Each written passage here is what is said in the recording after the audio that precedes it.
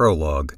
With no streetlights along the unpaved road, the house sat hunched in darkness, surrounded by ancient elms, maples, and oak trees.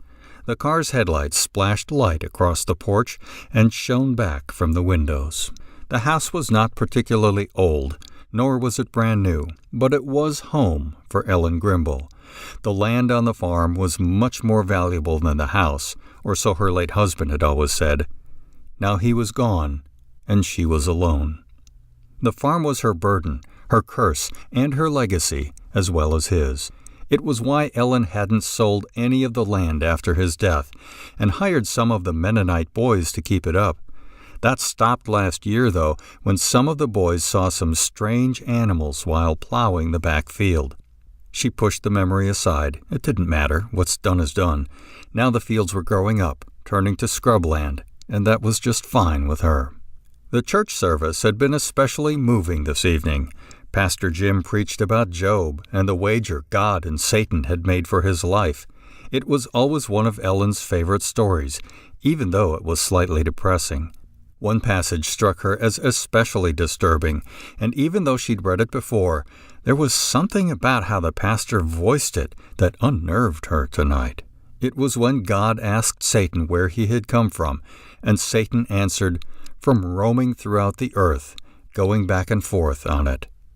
The thought of Satan here, just wandering around, doing what he wanted, looking for the next person to bother, gave Ellen the willies. She eased down the driveway and around to the side. The garage door obediently rose as she pressed the button clipped to her visor. Ellen drove her sedan inside, and the door rattled closed behind it. The overhead lights had a motion sensor and came on as soon as she pulled in. She thanked the Lord for modern conveniences. She'd always hated the basement garage and spent as little time down here as she could. But with all the pollen in the air, if she didn't put the car inside every night, it would be coated yellow with the stuff by next morning. Ellen got out of the car and climbed the narrow, splintery steps to the door that led into her kitchen. She was careful to keep a good grip on the railing. If she took a fall down these steps to the hard concrete below, she probably wouldn't get up. If she did happen to survive, it would be a long, painful climb back up to the kitchen to use the phone to call for help.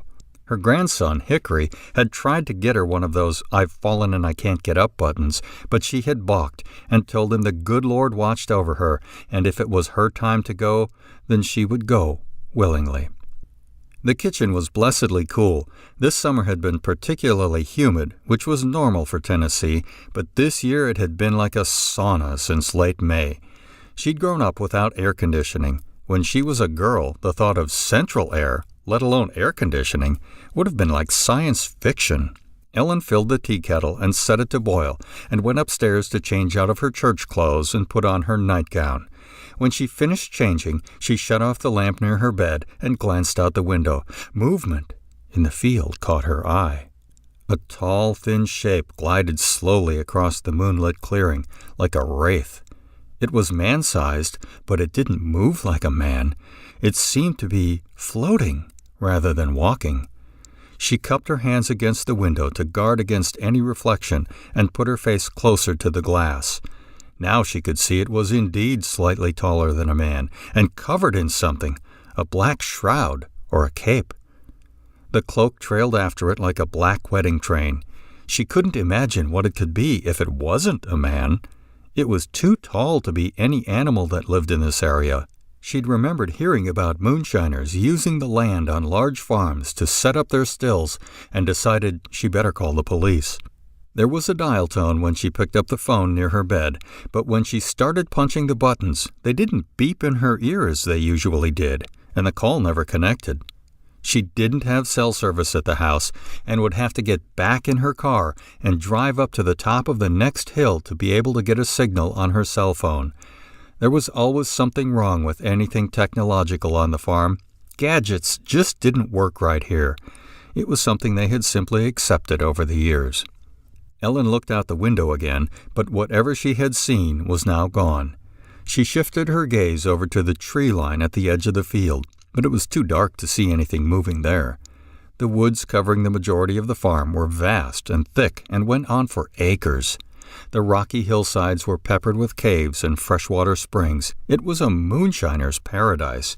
That had to be what she'd seen, an unusually tall bootlegger checking on his stills, using her field as a shortcut. The tea kettle suddenly whistled from downstairs, making her jump.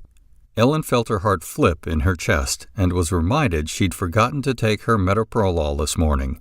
The doctor said it would help her heart work better, but it sometimes made her dizzy, so she didn't like to take it every day.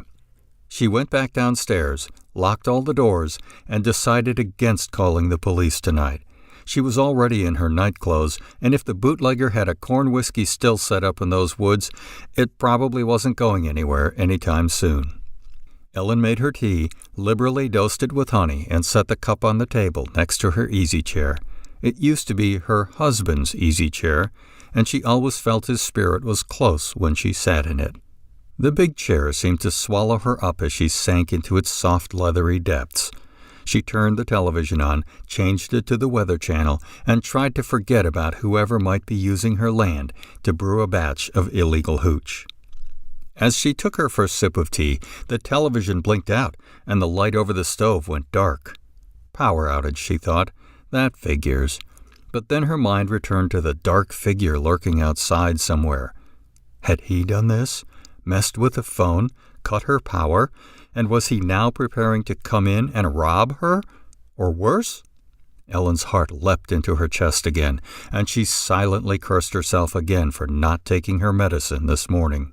Something moved past the window to her right, momentarily blocking out the moonlight.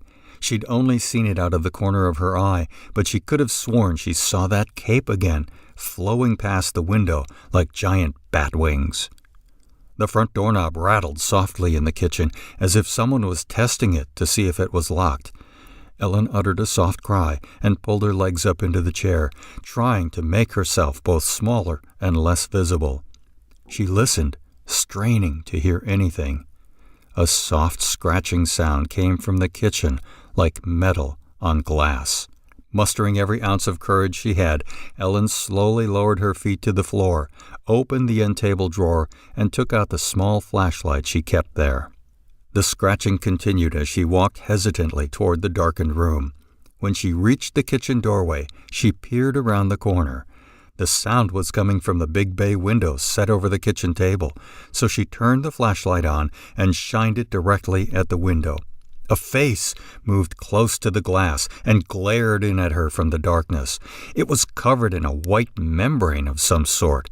She could see human features beneath the maggoty white skin, but no more than that. Ellen started to whimper, unable to move. Her heart was now hammering in her chest as she started to hyperventilate. Her hand not holding the light came up and covered her mouth. She felt herself shiver involuntarily. She knew she had to move, to run, to flee upstairs in the dark and get her husband's gun safe open. But all she could do was stare at the sallow white face looking in at her. The masked head turned to one side, then the other, like a dog trying to understand a master's command. Then its forehead bumped slightly into the glass, and the flesh rippled unnaturally like a disturbed pond. A hand with the same maggot-like pallor as the face slid up the window. Yellow fingernails, ragged and broken, began to scratch against the glass, making only the slightest sound. Ellen's mind refused to accept what she was seeing. She told herself it was a man with a latex mask like in the movies, covering his face so she wouldn't be able to identify him. As soon as she decided on this line of rational thinking, the face began to crack open along the edges, revealing a black void. The line spread until it had worked its way across the lower part of his face like a slow-moving crack in a windshield. Then it split apart, opening wider than any human mouth ever could. Hundreds of needle-like teeth pressed against the glass, as if trying to chew through it. A thin tongue slid out like a viscous gray slug, leaving a trail of dark ichor on the window.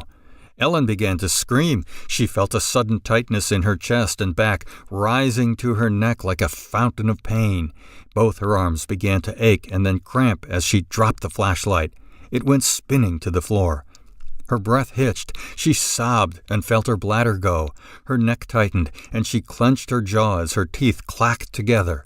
She reached for the wall and missed, hitting her shoulder and the side of her face on the doorway, and then slid to her knees. She knew she was having a heart attack. The terror of dying now replaced the fear of the creature outside. She thought she was ready for death, but now that it was here for her, she wanted to fight, wanted to survive a little longer. Ellen crawled across the floor, away from the kitchen and whatever was trying to get in. She knew she had to get upstairs somehow, to her husband's guns. He showed her the basics, and she thought maybe the basics would be all she needed to survive this night. The front door rattled again. There was a soft knock, followed by a series of loud bangs as whatever was outside tried to get in. Ellen reached the stairs. Her legs were weak and numb, but she used them anyway to push herself forward. Her fingers dug into the carpet, pulling her along. She felt a fingernail snap off, adding to the symphony of pain already assaulting her body. She was sweating profusely now. It trickled into her eyes, stinging them and making her vision blurry. She felt an inrush of air on her back and bare legs, and heard the front door hit the counter as it flew open behind her. Ellen began to cry. She pushed herself over onto her back, and then sat on the second stair and leaned back. She was so tired. The pain in her chest and arms was immense, blocking out everything except the nightmare floating across the kitchen towards her. The flashlight had settled so it pointed in the thing's direction. The creature was gliding 6 inches off the floor and had to hunch over to keep from hitting the kitchen ceiling, then ducked beneath the doorway and hovered across the living room. Its feet were wrapped in some sort of fabric, and its shroud spread out behind it like membranous gray wings. It reached for Ellen with its long, spider-like hands. They clutched the air, and its bones crackled like popping corn. Insects crawled over the desiccated flesh of the creature's forearms, but then retreated back into the cloak when the light hit them. The demon's tooth-filled head slowly came fully unhinged like a snake. It was as if it planned to swallow her whole. But something told Ellen there was a reason the creature had so many teeth. It planned to chew her up, and she would feel every grinding, puncturing wound as he devoured her one mouthful at a time. Ellen's vision began to darken, but then in a flash it became vivid and crystal clear. She no longer felt any fear. It was replaced with soft warmth, which spread through her whole body. She was blanketed with a feeling of total peace, even as the most terrifying thing she'd ever seen in her long life came for her. Death delivered Ellen Grimble into God's hands just before the ancient creature reached her. It was a reprieve God wouldn't grant so easily to others in Centerville, Tennessee that summer.